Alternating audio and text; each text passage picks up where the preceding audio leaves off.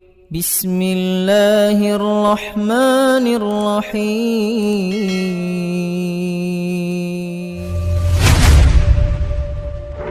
Ya ayyuhalladzina amanu udkhulu fis silmi kaffah.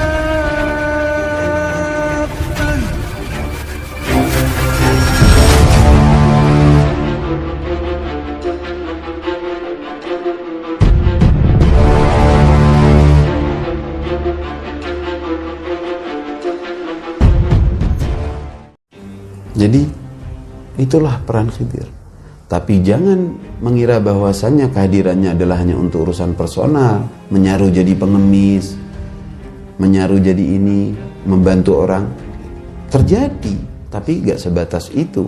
Dan bukan berarti beliau nganggur. Beliau bekerja sebagai tangan Tuhan. Dan kalau kita memahami Al-Kahfi dan polanya, sebagaimana juga pandangan yang setiap sahabat beliau berganti, beliau adalah sosok yang dikenal, bukan hanya nggak dikenal, sosok yang hadir secara zahir,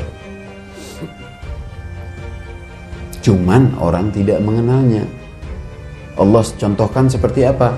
Seperti Nabi Yusuf, saudara-saudaranya sendiri gak kenal bahwasanya itu adalah Yusuf kalau tidak mau beliau ungkap. Tapi rumit untuk mengenal, ada rahasia Allah. Sosok yang nggak sangka, mungkin aja sosok yang tidak dikenal atau sosok yang antum benci, wal'iyadzubillah. Jangan sampai, mudah-mudahan nggak berperan. Dan dari Al-Kahfi punya peranan yang mana juga berhubungan bukan hanya dengan, tapi dalam juga kepada decision maker, orang-orang yang membuat keputusan. Kalau beliau ingin membantu dan menginspirasi beliau. Di antaranya satu contoh menarik, ini saya lihat menarik. Riwayat ini ada di Ihya Ulumuddin Imam Ghazali, dalam jilid 2. Di abad ke-144 Hijriah, yang menguasai pemerintahan Islam saat itu adalah Al-Mansur, dikenal dengan Abu Ja'far Al-Mansur. Dia adalah Khalifah Abbasiyah kedua, bertepatan dengan tahun 700-an Masehi lah, sebelum 800 Masehi, tahun 144 Hijriah. Dan orangnya zalim. Dia kalau malam suka keluar. Dan riwayat ini dikisahkan di Darun Nadwah namanya, tanpa ingin diketahui orang. Dia jalan-jalan, satu malam dia mendengar ada satu dari rakyat jelata berdoa dengan suara yang agak keras, sehingga si Khalifah Al-Mansur ini mendengarnya. Apa katanya? Allahumma inna nashku ilaika zuhur al-baghi wal-fasad fil ardh wa ma yahulu bainal haqqi wa ahlihi minadh dhulm. Ya Allah, sesungguhnya kami mengeluh kepadamu ya Allah dari terangkatnya, dari nampaknya kezaliman dan kerusakan di bumi, dan juga dengan apa yang merintangi antara yang hak dan para ahli haknya, antara yang hak dan mereka yang berhak, atas kezaliman yang menimpa mereka. Kaget dia dengar itu. Famala Al-Mansur masami'ah thumma istad'ah, dipanggil akhirnya. Faqala lahu malladhi sami'tuhu mink, apa yang barusan aku dengar darimu ini? Dia berkata, qala in amantani ala nafsi nabba'tuka bil umuri min asliha. Kalau engkau bilang aku aman, engkau mau menjamin keamananku, jangan sampai aku jujur, aku ungkap kenapa, tapi aku mau dihukum mati, dibunuh, aku akan kasih tahu engkau apa masalahnya. Apa katanya Al-Mansur? Anta amin ala nafsik. Dia janji, saya jamin, saya tidak akan menghukum kamu. Maksudnya dia asal jujur. Dengan jujur dia katakan, anta alladhi dakhalahu at-tama' hatta hala bainahu wa bainal haqq.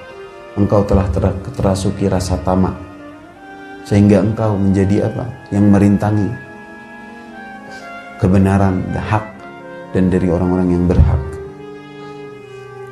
Wa husul ma fil ardi min al-baghi wal fasad, dan terjadinya kerusakan di negara. Fa inna Allah subhanahu istar'aka umur al-muslimin faghfaltaha. Allah telah berikan kepadamu tanggung jawab urusan kaum muslimin dan engkau lalaikan begitu saja. Wa ja'alta bainaka wa bainahum hijaban wa husunan min al-hasri wal ajr wa abwaban min al-hadid وحجب معهم السلاح واتخذت وزراء ظلمة وعوانا فجرة إن أحسنت لا يعينوك وإن أسأت لا يردوك وقومتهم على ظلم الناس ولم تأمرهم بإعانة المظلوم والجائع والعاري فصاروا شركاؤك في سلطانك. الله.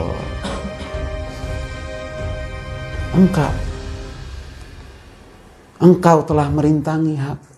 Engkau telah membuat benteng istana dengan berbenteng dan para penjaga dengan segala senjata mereka. Engkau mengangkat menteri-menteri yang zalim dan juga pejabat-pejabat yang fajarah, yang tidak beragama, dan tidak juga menolong orang-orang yang teraniaya, menolong orang-orang yang mazlum.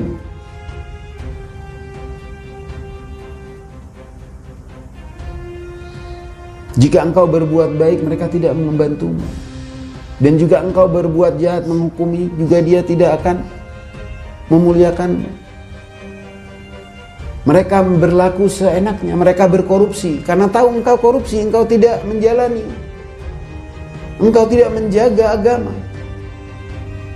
Mereka berkorupsi karena engkau juga korupsi akan hak Allah yang telah dianugerahkan kepadamu. Kata fakhtazanul amwal, lalu mereka menumpukkan harta. Wa halu dunal mutadhallim wa dunaka famtala'at biladallahi fasadan wa bughyan wa zulma.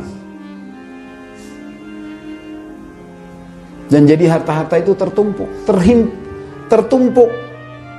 tidak sampai ke orang-orang yang perlu, dan jika tidak menolong, famtala'at biladallah, sehingga terjadilah banyak kerusakan di bumi Allah. Fama baqa'ul Islam wa ahlahu ala hadha. Maka bagaimana Islam bisa terjaga kalau engkau seperti ini? Untuk apa harta itu engkau kumpulkan? Jika itu adalah untuk anak-anakmu, innaka tajma'u li wuldik faqad araka Allah Ta'ala at-tiflu as-saghir yakhruju min batni ummihi la malun lahu fayu'ti. Untuk anak-anakmu, Allah telah memperlihatkan kepadamu bahwasanya anak-anak lahir dan rezekinya sudah ada padanya. Atau itu untuk wa in qulta ajma'uha litashyid sultani, atau itu untuk mengukuhkan kerajaanku, kesultananku, faqad arakallahul qadir ibaran fil ladzina taqaddamu ma aghna ma jama'u minal amwal. Allah telah memperlihatkan kepadamu bagaimana orang-orang yang terdahulu, bagaimana penguasa-penguasa yang telah menimbun harta, apa yang terjadi terhadap mereka, bala seperti apa yang telah menimpa mereka. Tidak mereka menikmati, dan juga ujung-ujungnya juga kehancuran di kuburan sendiri, tak membawa apapun. Wa in qulta ajma'hu li ghaya ahsan min al-ghaya allati ana fiha فوالله ما فوق ما أنت فيه منزلة إلا العمل الصالح. Kalau untuk sesuatu juga, supaya untuk harapan-harapan nanti, untuk apa investasi yang luar biasa besar negara, maka sesungguhnya investasi, ya tiada investasi yang lebih baik daripada amal yang saleh.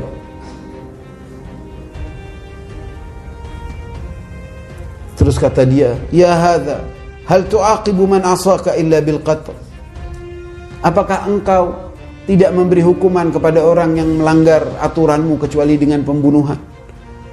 Maka bagaimana, fa kaifa tasna'u billah alladzi la yu'aqibu illa bi alimil 'adzab. Maka bagaimana kok berani engkau melanggar aturan Allah, padahal engkau tahu azab yang engkau siapkan untuk dirimu itu akanlah sangat pedih. Kemudian dia menceritakan apa katanya dalam kisah yang sama. Qad kuntu usafiru biladis Sin. Aku telah pergi ke negeri Cina. Bayangin, ini tahun 700-an dan peristiwa terjadi di Baghdad terhadap seorang penguasa yang namanya Al-Mansur. Ini dikenal dalam sejarah, sosok Al-Mansur ini dikenal ulet, politikus, dan juga super pelit. Dan terjadi banyak kezaliman di masanya. Kata dia, saya pergi ke negeri Cina. Dan di sana ada seorang raja.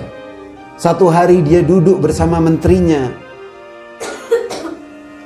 Dan dia menangis terseduh-seduh.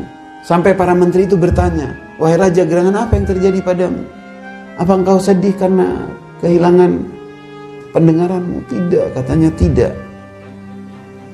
Aku sedih karena aku gak bisa mendengar lagi rakyatku jika ada yang ingin meminta tolong kepadaku atau ada yang terzalimi.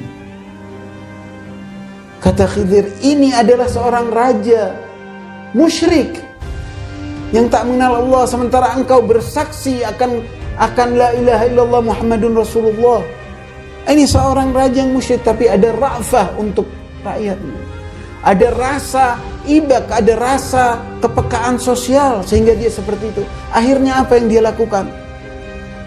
Dia perintahkan kepada rakyatnya, karena dia tidak bisa mendengar, kalau jika ada yang terzalimi maka hendaknya dia memakai baju merah. Jangan pakai warna lain kecuali warna merah.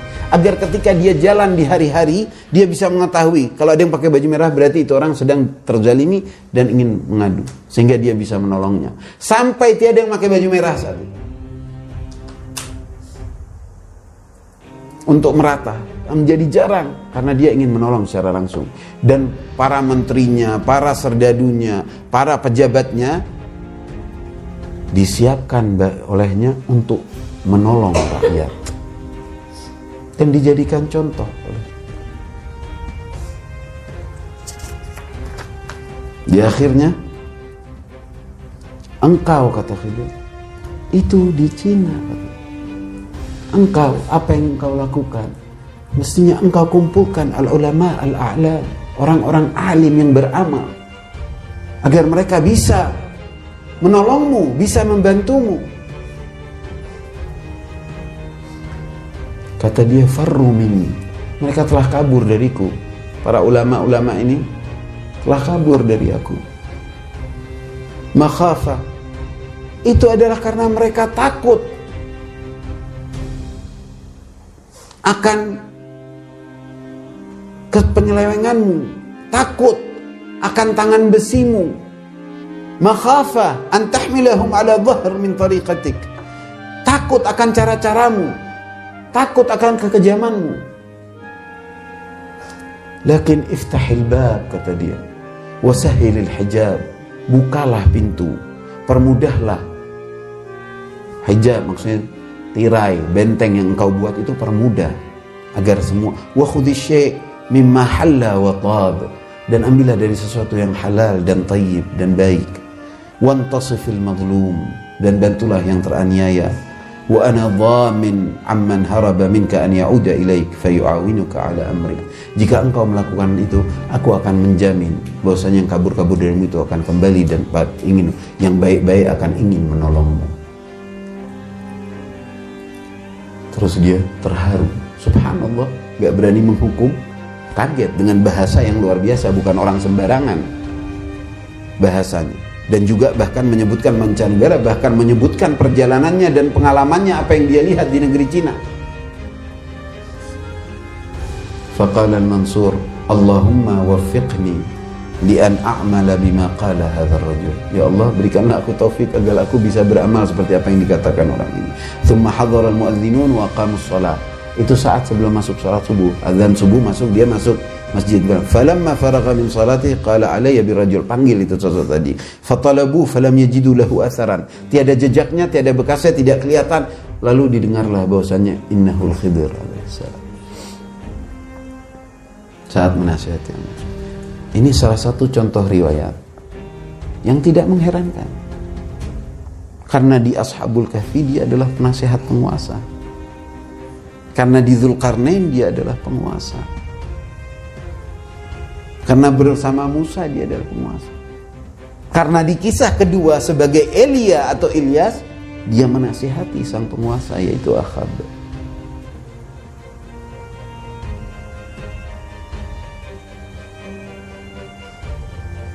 Dalam Cina ada tokoh namanya Lao Tse, gak tahu panggilannya gimana, Lao. Kadang ditulis pakai TS, kadang pakai TZE atau U.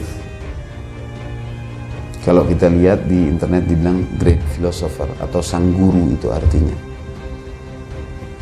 Dan kalau melihat perkataan-perkataannya dan kalimat-kalimatnya, wallahu a'lam siapakah dia sebenarnya. Tapi jangan heran kalau sosok Khidir juga berperan di banyak bangsa dan negara. Kan satu kata pasti akan siapa dia, lahir siapa, keturunannya siapa. Apakah dia adalah sosok Nabi, Rasul, Wali, atau bahkan malaikat?